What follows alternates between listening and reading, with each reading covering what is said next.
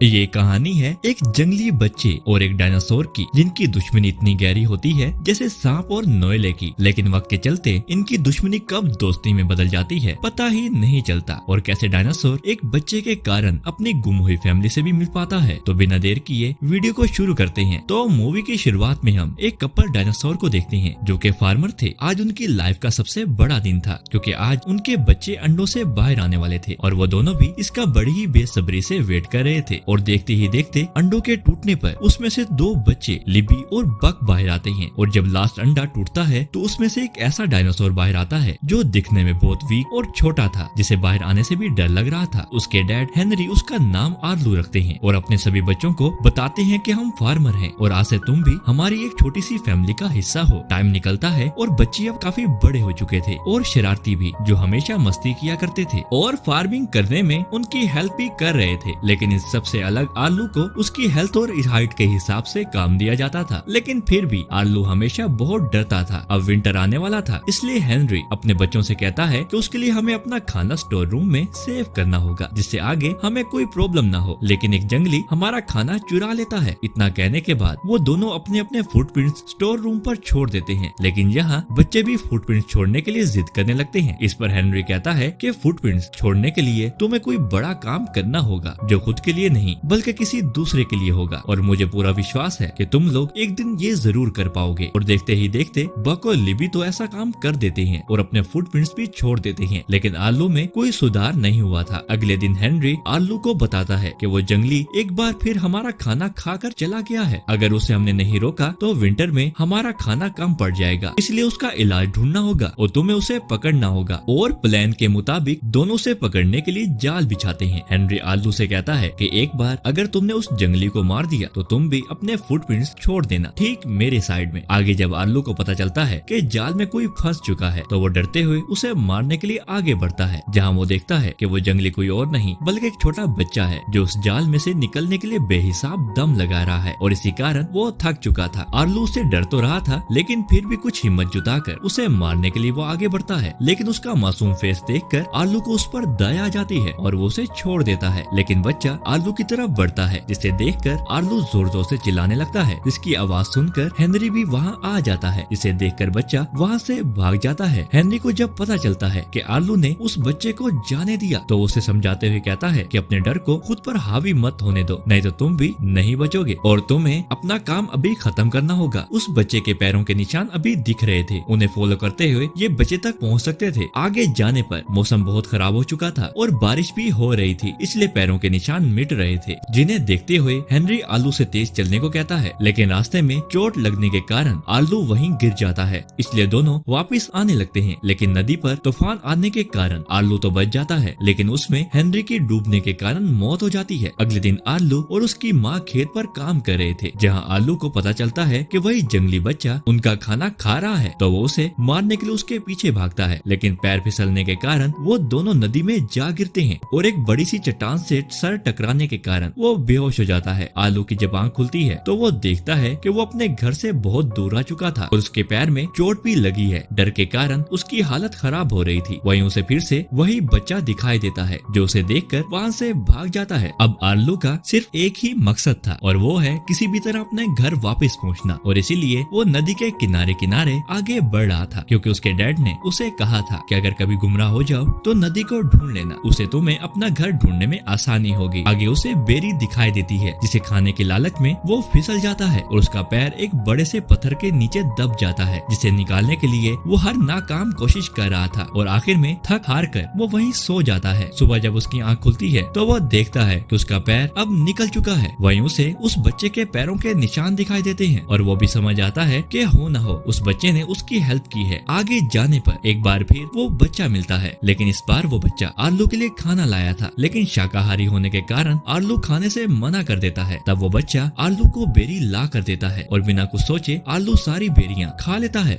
आर्लू उससे और बेरियां खाने के लिए मांगता है। जवाब में वो बच्चा उसे अपने पीछे आने को कहता है और बड़ी मुश्किल के बाद आखिर जब एक पहाड़ी पर आर्लू को बेरियां दिखाई देती हैं, तो उसे खाने को उसकी ओर बढ़ता है। बच्चा उसे बार बार मना कर रहा था, लेकिन फिर भी वो खाने के लिए आगे बढ़ता है और इसी दौरान उसके ऊपर एक स्नेक आकर गिरता है, जिससे अनबैलेंस होकर दोनों नीचे गिर जाते हैं, जहाँ स्नेक आर्लू को काटने के लिए बेताब खराब था, लेकिन बच्चे के होते हुए स्नेक उसका कुछ नहीं बिगाड़ पाता और बच्चा उसे मार मार कर उसकी हालत खराब कर देता है और आखिरकार स्नेक डर कर भाग जाता है। ये सारा सीन जंगलों में छुपा हुआ एक वुड बीस्ट देख रहा था, जो आर्लो से बच्चे को उसको देने की रिक्वेस्ट कर रहा था, लेकिन आर्लो उसे साफ साफ मना कर देता है। अब आर्लो और बच्चे के बीच काफी अच्छी दोस्ती हो चुकी थी, इसलिए आर्लो बच्चे का नाम सोचता है और बहुत सोचने के बाद उसका नाम स्पॉट रखता है। अब रात होते होते दोनों एक जगह आराम करते हैं और यहाँ मूवी थोड़ी सी सैड हो जाती है, क्योंकि आर्लो को उसके घर फैमिली की याद आ रही थी। इसलिए वो स्पॉट से इशारों में कहता है कि मेरी एक फैमिली भी है जिसमें डैड की मौत हो चुकी है। इसे देखते हुए स्पॉट भी कहता है कि मेरी भी फैमिली है और मेरे भी मॉम एंड डैड की मौत हो चुकी है। अगले दिन एक तेज तूफान के चलते दोनों आगे बढ़ रहे थे, लेकिन आर्लो को डर लग रहा था और साथ ही साथ उसके डैड की कुछ मेमोरी भी उसे याद आ रही थी, इसलिए वो वहीं छुप जाता है। तूफान शांत होने पर उसे ऐसा लगता है कि वो फिर से भटक चुका है, इसलिए हेल्प के लिए कुछ क्रिएचर को आवाज लगाता है और उनसे कहता है कि प्लीज मुझे मेरे घर पहुंचा दो।